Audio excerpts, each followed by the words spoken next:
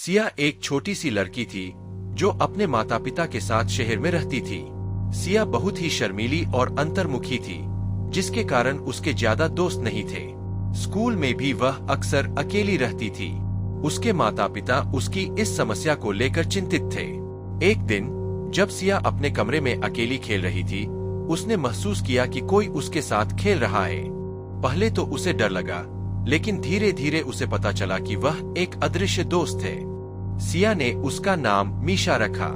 मीशा सिया के अकेलेपन को दूर करने लगी और दोनों अच्छे दोस्त बन गए। सिया और मीशा ने मिलकर बहुत सारे मजेदार पल बिताए।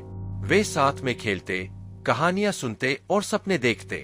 सिया की माँ ने भी देखा कि सिया अब खुश रहने लगी है और उसके चेहरे पर मुस्कान वापस आ गई है।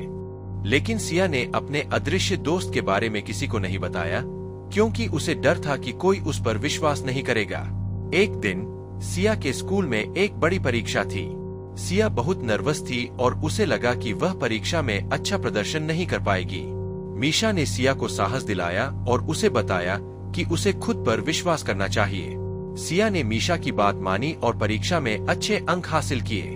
सिया की खुशियों का कारण जानने के लिए उसकी माँ ने उससे बात की। सिया ने आखिरकार अपनी माँ को मीशा के बारे में बताया।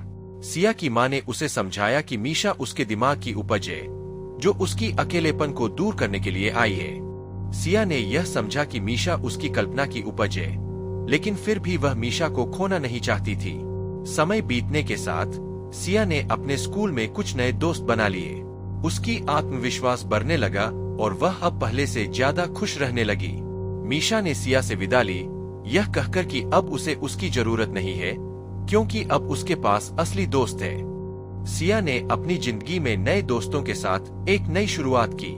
उसने सीखा कि कभी कभी हमें अपने डर और अकेलेपन का सामना करने के लिए अपनी कल्पना का सहारा लेना पड़ता है, लेकिन असली दोस्त और परिवार हमारे जीवन में सबसे महत्वपूर्ण होते हैं।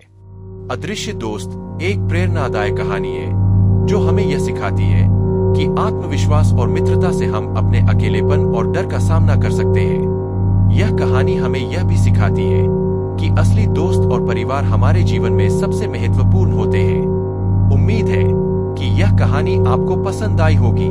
अगर आप और कहानियां सुनना चाहते हैं तो मुझे बताएं।